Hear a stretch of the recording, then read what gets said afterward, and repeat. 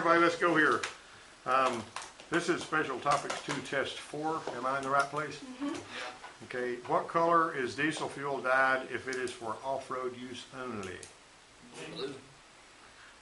It can be one of a couple of colors. What's the normal color of diesel fuel? Diesel. Diesel fuel, yeah. And normally red. No. Yeah. Off-road diesel, it can be red or blue, but usually it's red around here. Okay, I'll tell you what happens with that. Used to work on these Power Stroke diesels with this electronic diesel fuel injection on them, and they'd have these people at some county down there. You know, the off-road diesel fuel is not taxed, but it's also doesn't it's not held to the same standards as on-road diesel. And years ago, when I'd bring one in, they say this Power Stroke's not running right. They bring it in, I'd pop the top off the fuel filter, which is right there in a very kind of canister type fuel filter. And if I were to look down in that fuel filter and see red diesel fuel, I would put it back together and I'd put it outside. And I would say, run 2 full tanks of real on-road diesel through it and then bring it back. You know, I don't want to do anything to it with this red stuff because it gels up and it causes the injectors to do things and all that. So what you're running in here for fuel is probably what's causing your trouble. You know, fuel quality is all important. That's on the electronic diesel now. What clogs fuel filters when the temperature? Oh, excuse me. This one right here, the one that they're talking about here. And see, this is this fellow that wrote this. I know the guy that wrote this textbook, and I'm thinking he probably should have known better. You know, off-road use only. That first one, it says red. Sometimes it'll be different. I mean, it won't always be red. Sometimes it's dyed a different color, but it won't look like regular diesel. That's the point. In this part of the country, it's just about always red. Yeah. But your ambulance people and all, the county and all, they'll sign a little piece of paper and they'll let them use off-road diesel to try to save money, and it causes all kind of problem. What clogs fuel filters when the temperature is low on a vehicle that uses diesel? Got any idea? I'll say A. Huh? A. What, cetane? I guess. I don't know. You know what that is? Cetane ain't gonna clog my fuel filter, buddy. C. Huh? That's D, wax. That's right. Why is wax in it? I mean, is it just It something turns waxy. It's a paraffin kind of a thing, you know. You know, I thought something really interesting too, talking about fuels. Whenever I was living in Southeast Texas, and my oldest son Matt, he's nearly 30 years old now, but he was a little bitty fella. And him and me and my daughter was on this Volkswagen Bug that I had. And we were puttering along Port Arthur, Texas now, you know, where they have a lot of oil refineries and research labs and all that kind of stuff. And I don't know what, I had 50 or 60 bucks in my pocket. I went right by a gas station with a tank that was almost out of gas. So this thing sputtered and cut up and died. And I said, oh, brother, you know, and it was a hot day. And so I was right over close to one of those research labs behind Texaco Research or something. So I said, okay, I'm going to walk over here and see if I can figure out some kind of way to get us back on the road here. So I went over and I said, can somebody help me out? I ran out of gas over here because I got money and all this, and I got a can here. And the gas station wasn't but probably, you know, 4 or 5 blocks back up the road. And so this guy in his white lab coat that, you know, opened the door when I knocked on it, looked just like you'd expect. You know, he had a white lab coat, glasses, and all this kind of stuff. And I said, I run out of gas. And so he said, hold on a minute. He went and got this big square bottle with a huge cork in the top of it. And on the side of it, it said toluene. And he says, pour that in there, it'll run off of that. And so I said, sure, why not? So I went back over there. Well, this is technical research, you know, he knew what he's talking about here. So I poured it in there and fired it up, drove back to the gas station, gassed the car up, and it ran better when it had that stuff in it than it ever did off regular gas. I don't know how much that bottle cost, but he let me keep the bottle and everything, you know. I thought that was a nice guy. But I learned something there. Toluene is something you can run in the car fuel too. The specific gravity of diesel fuel is measured in what units? What about number 3? That's API gravity. American Petroleum Institute gravity, right? American what? American Petroleum Institute, you know. You know what the ANSI, have you seen a JAX or ANSI certified? What is that? ANSI, what is that? Anybody know?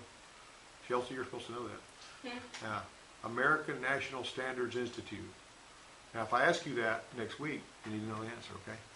American National Standards Institute. If you see ANSI, somebody needs to do that. I don't mean you're supposed to get antsy whenever you want to jack up a car. Okay, what rating of diesel fuel indicates how well a diesel engine will start? That is the cetane rating.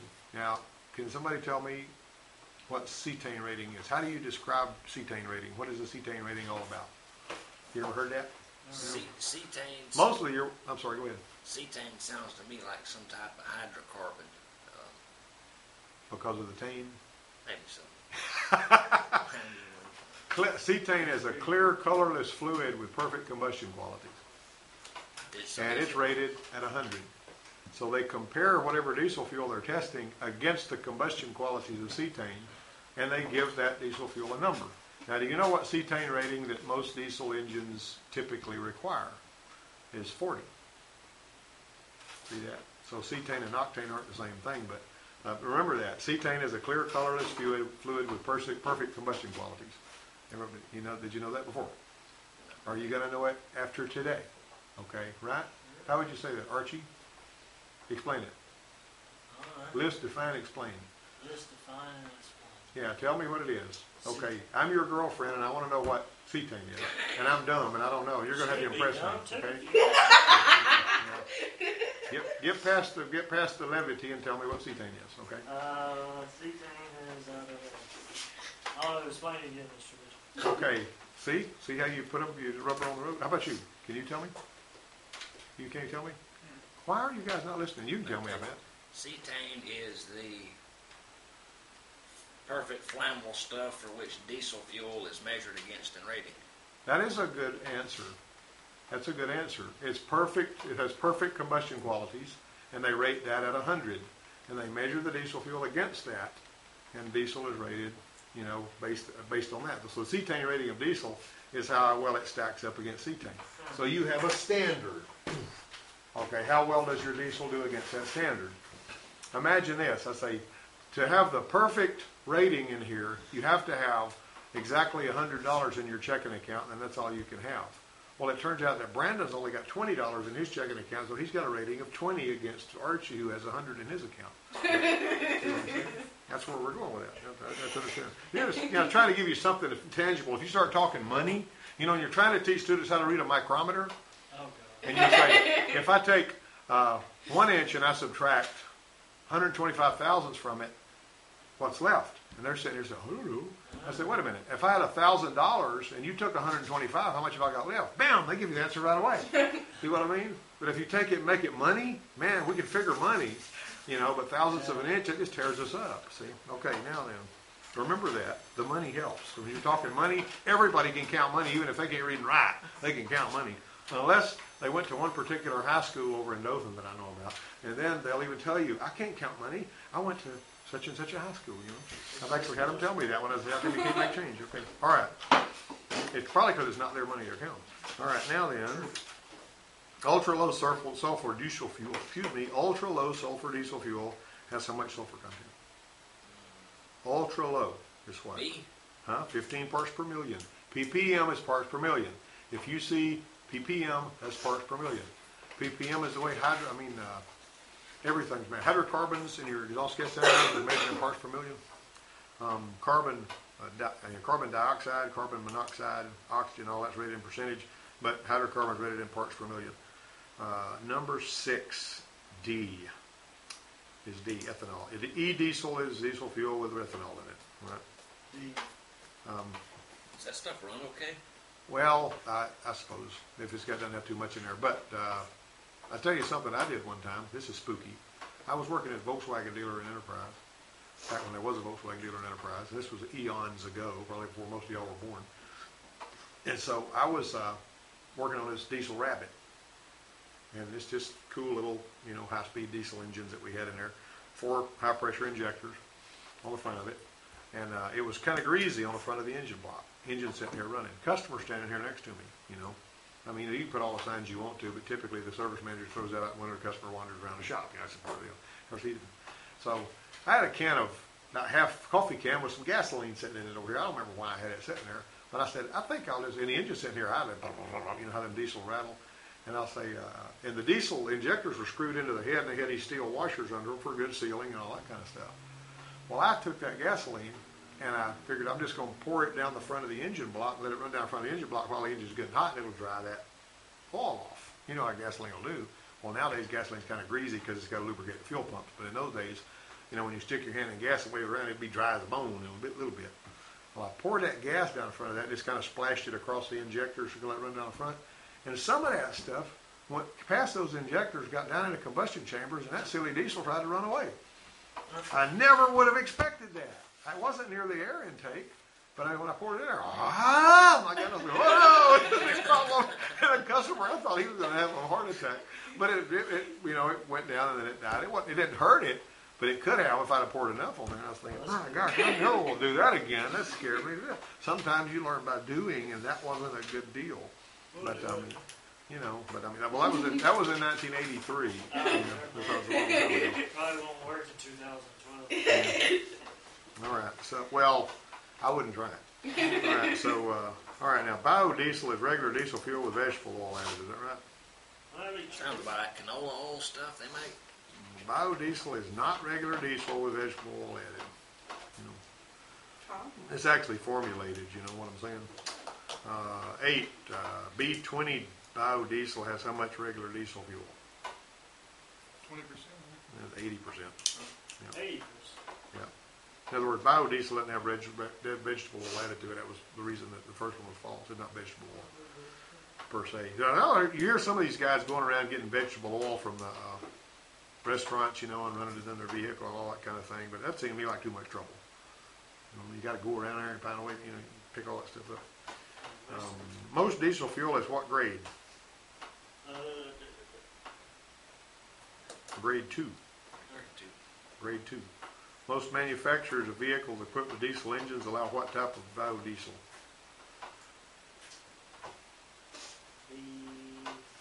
B5. B5, that's D, that's a dog. Diesel fuel should be rated at what cetane rating? A. What did I tell you? Closest thing to what I said a while ago is 45 to 50. Now that's on your newer engines. For years it was 40. That's what I'm saying. The old big trucks and all would have that years ago. They've gone up a little bit with that.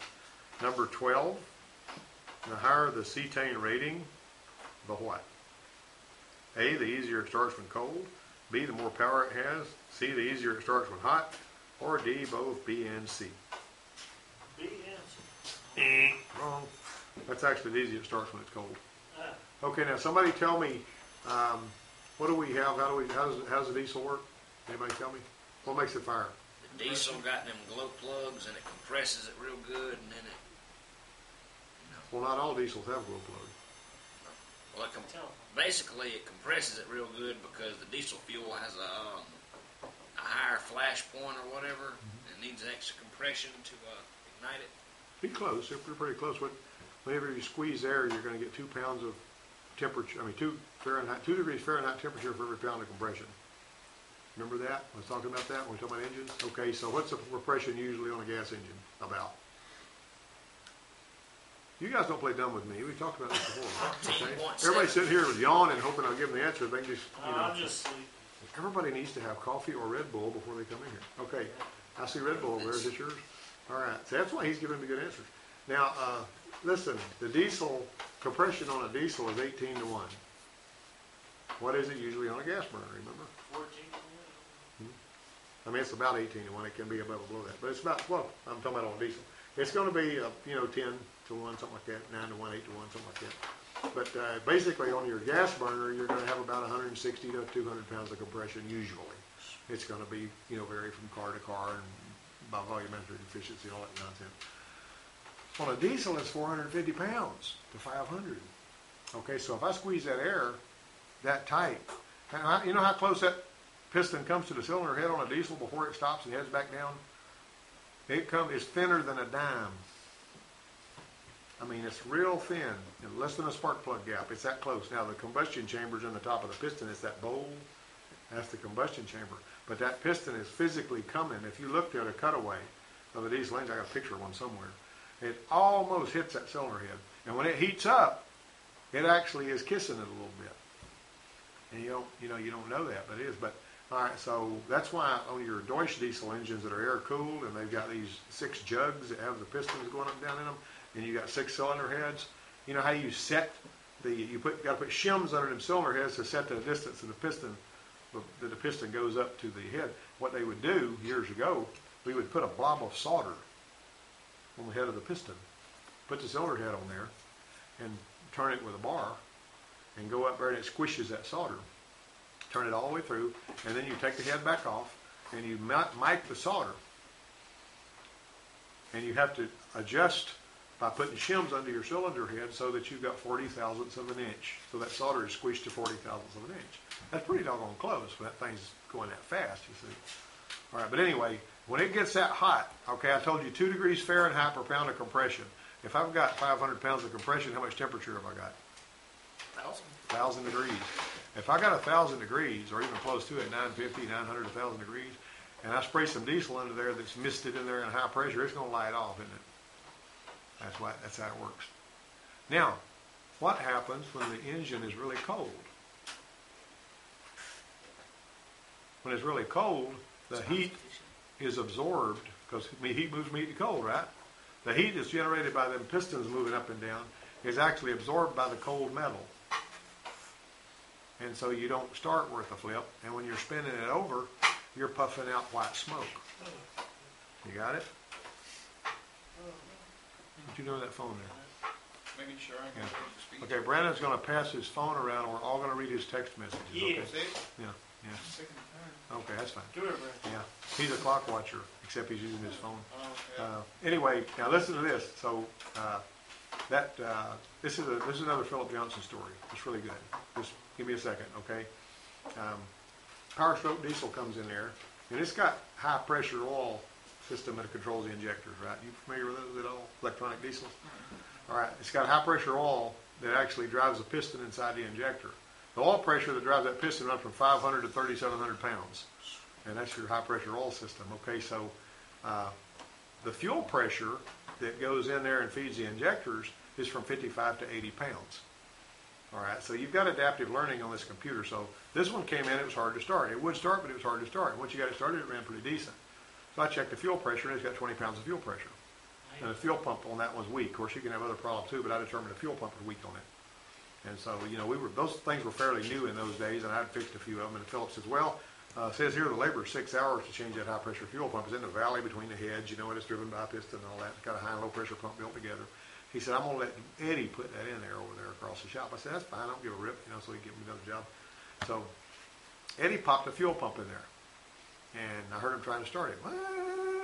And it was puffing out this prodigious amounts of white smoke. And I wasn't paying a lot of attention to him because I was doing other things. And so the shop foreman was over helping. He came over and he goes, why won't this sucker start? All he did was put a fuel pump in it. And I said, well, it's probably flooded. No, you can't flood no diesel. I said, okay, whatever, I got other things to do. Just head on back over there. So he went on back there. I thought they were going to burn the starter up on that thing. White smoke going everywhere. White smoke goes over when the diesel's going in there, but it ain't starting, right? Or if you got too much in there sometimes. But anyway, when they're trying to, so he came back over, come over here and look at this sucker. So I go over here, and with the scan tool plugged in, I pulled up the injector control oil pressure, and what it had done is it had, whenever it has trouble starting and it can't see any other problem, it continues to raise the control oil pressure, which it can do with an electronic actuator, higher and higher and higher until here I am over there with the battery cable off, and put it back on. And Philip's still arguing with me about how you can't flood a diesel. And I said, okay, Eddie, try to start it. And he went, oh. And even when it started up, Philip was saying, no. What I'm telling you, proof's in the pudding. If it starts, who's right? You see what I'm saying? That's what I was all thinking. But anyway, he had trouble grasping that because he knows on a gasoline engine you're wetting the spark plugs. See, but on a diesel engine, he couldn't gather the fact that adaptive learning strategy had caused it to ramp that up and just hold it up there because it didn't know what the fuel pressure was. It had no input to that.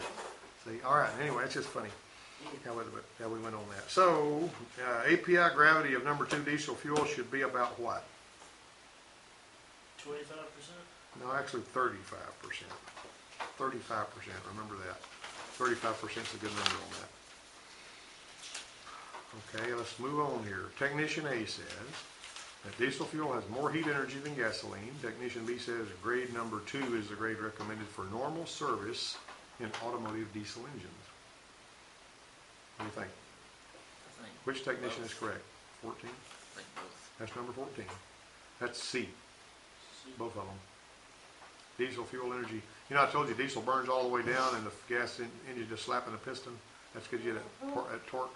I tell you something, if they'd set up gasoline engines with really good, high quality particulate filters and electronic injection, you would see incredible gas mileage. My diesel Rabbit was not even an electronic diesel, and I would get 50 miles to the gallon out of that thing.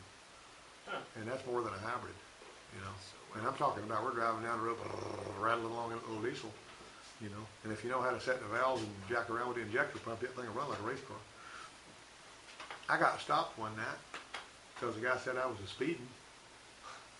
And I don't know how fast I was going. I was on a little diesel I tinkered with. And he says, I don't know how fast you were going because I unhooked my radar and tried to get you, but I was sitting on 130 and I wasn't catching you too fast. So you were going pretty swift. And I said, hey man, I'm driving a diesel Rabbit. And you're telling me I was outrunning a Mustang? Which was, you know, I mean, I don't know how fast I was going, but I wasn't paying any attention. I was just driving, you know. I mean, that was a long time ago. Going through Clay Hatchie, you get a ticket even if you're coaching down a hill. All right, let me see here. Technician A says diesel fuel has more heat energy. He's right. Specifications for diesel fuel include what? All of the above. Flash point, cloud point, pour point. 16. Ultra low sulfur diesel has a maximum of how many parts per million of sulfur? Wait, where'd you have? Huh? Where'd you have? You thought it was 16. 60. Yeah, 16. Ultra low sulfur diesel fuel has a maximum of how many parts per million of sulfur? Remember these numbers, guys, it's important. 15 parts per million of sulfur. We talked about that earlier as a previous question, remember? It's there, we're not remembering anything. We got to start over and do all these tests over. Yeah. A biodiesel blend that has 5% biodiesel in a conventional fuel is called B5. Vegetable oil is sometimes called WVO, SVO, PPO, all of the above. Okay, we're going pretty quick, but this is giving you what you need. Diesel fuels mixed with ethanol is called what in the United States? Is it diesel haul? Diesel haul? Is it FTD or GTL diesel? It's actually e-diesel. That's another question repeated again too. You guys aren't even paying attention. Is there Right. is there an actual diesel haul? Because I know there's a gas haul, and it's usually over there in Europe. I do believe it's a certain percentage of gasoline. You're asking me. I don't know. I'm afraid to say. If I say that, I may be lying. So I'm not going to answer that one way or another. The specific gravity of diesel fuel should be measured whenever a drivability concern is present. That's A. What's used to test specific gravity of diesel fuel? API? What you're saying is an API calibrated hydrometer? Okay, she's right. Have you measured it? The heat energy released from the combustion process is expressed in what? Expressed in, What is it? British thermal units. You know heat energy is measured in British thermal units, don't you? D2Us. Yeah. Which grade of diesel fuel is best suited for cold weather operation? That's a question we haven't seen before. Grade 1, y'all. Grade 1. Grade 1. Grade Best for 1 is cold weather. good. So you're gonna see these fuel stops going back and forth from grade 1 to grade 2 as the temperatures change and all that. I don't know what they do when we're having screwball stuff like we got now, where it's cold and warm and cold and warm. You know? What term describes a process where wax crystals form in diesel fuel clogging fuel filters? See? That's going to be your cloud point. Pretty sharp, Chelsea. Good girl. Emission controls on what model year vehicles require ultra-low sulfur diesel fuel? 2007 and later require that. How many of you guys know what EGR is for? Most of y'all haven't been through emissions or anything. Exhaust gas recirculation, you remember? What's it on there for? They started putting that on diesels in 2003, pretty much. They use the back pressure for beneficiary reasons and trap some kind of gases and try to reuse Well, it's like this. You got if the combustion temperature goes higher than a certain temperature, which is like 2,500 degrees Fahrenheit, it locks oxygen and nitrogen together in these strange compounds.